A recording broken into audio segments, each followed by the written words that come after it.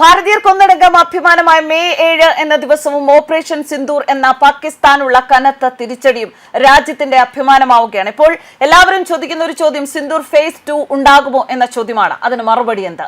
പാകിസ്ഥാൻ തിരിച്ചടിക്കാൻ വന്നാൽ ഉണ്ടാകും എന്ന് തന്നെയാണ് ഇന്ത്യയുടെ മറുപടി.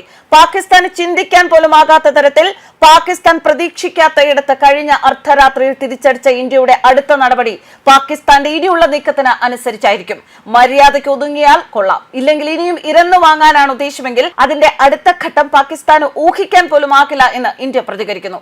ബഹാവുൽപൂർ ഇന്ത്യ ലക്ഷ്യം വെക്കുമെന്ന് പാകിസ്ഥാൻ സ്വപ്നത്തിൽ പോലും വിചാരിച്ചിട്ടുണ്ടാവില്ല. പാകിസ്ഥാൻ ഒരു പാഠമാണ് ബഹാവുൽപൂർ. വേണ്ടിവന്നാൽ പാകിസ്ഥാന്റെ നെഞ്ചത്ത് കയറി നിരങ്ങും എന്ന ഇന്ത്യൻ സേനയുടെ മുന്നറിയിപ്പ്. ഒതുങ്ങി ഭീകരവാദത്തിന് ഇനിയും വളക്കൂറുള്ള മണ്ണ് ആകാതിരുന്നാൽ പാകിസ്ഥാന് നല്ലത്. ഓങ്ങി ഓങ്ങി വെച്ചതാണ് ഇന്ത്യ ഇപ്പോൾ ഈ 15ാം നാൾ കൊടുത്തിരിക്കുന്നത്. പാക് അധീന കാശ്മീരിൽ മാത്രമല്ല, പാകിസ്ഥാൻ പഞ്ചാബിലെ ഭീകര താവളങ്ങളും ഇന്ത്യൻ സേന തകർത്തു. പാകിസ്ഥാൻ പഞ്ചാബിലെ ബഹവൽപൂരിലും ആക്രമണം നടന്നതായി അന്താരാഷ്ട്ര മാധ്യമങ്ങൾ റിപ്പോർട്ട് ചെയ്യുന്നു. ജെയ്ഷെ മുഹമ്മദിന്റെ ആസ്ഥാനമായ ബഹവൽപൂർ തകർത്തു എന്നാണ് അന്താരാഷ്ട്ര മാധ്യമങ്ങളുടെ റിപ്പോർട്ട്. കഴിഞ്ഞ മാസം ഇവിടെ ഹമാസ് ഭീകര സംഘം സന്ദർശനം നടത്തി പരിശീലനം നടത്തിയിരുന്നതായി റിപ്പോർട്ടുകൾ ഉണ്ടായിരുന്നു. ഈ കേന്ദ്രമാണ് ഇന്ത്യയുടെ ആക്രമണത്തിൽ തകർന്നത് എന്ന് പ്രാഥമിക വിവരങ്ങൾ സൂചിപ്പിക്കുന്നു. ലഷ്കർ ഇ തോയ്ബ നേതാവായ ഹഫീസ് സയ്യിദ് ബഹവൽപൂരിലെ ഈ ഭീകര കേന്ദ്രം ആസ്ഥാനമായി പ്രവർത്തിച്ചിരുന്നു എന്ന് ഇതിനു മുൻപ് റിപ്പോർട്ടുകൾ വന്നിട്ടുണ്ട്. പാക് അധീന കാശ്മീരിലെ ലഷ്കർ തോയ്ബ ഭീകര കേന്ദ്രങ്ങളിൽ ഉൾപ്പെടെ ഇന്ത്യ സർജിക്കൽ സ്ട്രൈക്ക് നടത്തി എന്നാണ് സ്ഥിരീകരണം.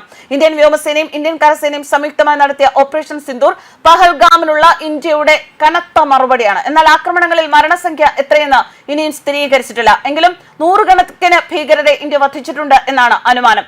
കൃത്യമായ ലക്ഷ്യത്തോടെയാണ് ഭീകര കേന്ദ്രങ്ങൾ ഇന്ത്യ തകർത്തത്. പാകിസ്ഥാനിൽ നിന്നും പാക് അധീന കാശ്മീരിൽ നിന്നും ഉയർന്നു വരുന്ന എല്ലാത്തരം ഭീകരതകൾക്കുമെതിരെ ഇന്ത്യക്ക് ഉറച്ച ദേശീയ നയമുണ്ട്.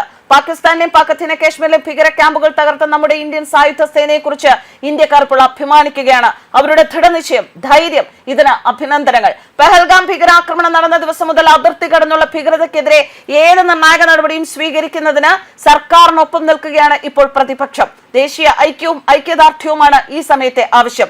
നമ്മുടെ സൈന്യത്തിനൊപ്പം കോൺഗ്രസ് നിൽക്കുന്നു. ദേശീയ താല്പര്യമാണ് ഞങ്ങൾക്ക് പരമപ്രധാനമെന്ന് അവർ പ്രതികരിക്കുന്നു.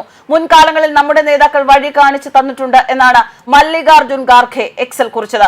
ഏപ്രിൽ 22 മുതൽ പഹൽഗാം ഭീകരാക്രമണത്തോടുള്ള രാജ്യത്തിന്റെ പ്രതികരണത്തിൽ സർക്കാരിന് കോൺഗ്രസ് പൂർണ്ണ പിന്തുണ പ്രഖ്യാപിച്ചു വരികയാണെന്ന് കോൺഗ്രസ് വക്താവ് ജയറാം രമേശും പറഞ്ഞു. സൈന്യത്തിനൊപ്പം ഉറച്ചു നിൽക്കുന്നു. ഐക്യത്തിനും ഐക്യദാർഢ്യത്തിനുമുള്ള സമയമാണിത് എന്നും അദ്ദേഹവും പ്രതികരിച്ചു.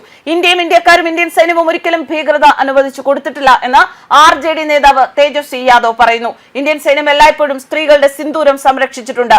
ഇന്ത്യൻ ജനത സത്യത്തിലും സമാധാനത്തിലും വിശ്വസിക്കുന്നവരാണ്. ഒരിക്കലും മറ്റുള്ളവരെ മോശക്കാരാക്കാറില്ല. എന്നാൽ ആരെങ്കിലും നമുക്കെതിരെ തിരിഞ്ഞാൽ ഉചിതമായ മറുപടി എങ്ങനെ നൽകണമെന്ന് തങ്ങൾക്കറിയാമെന്നും തേജസ്വിയുടെ പ്രതികരണം.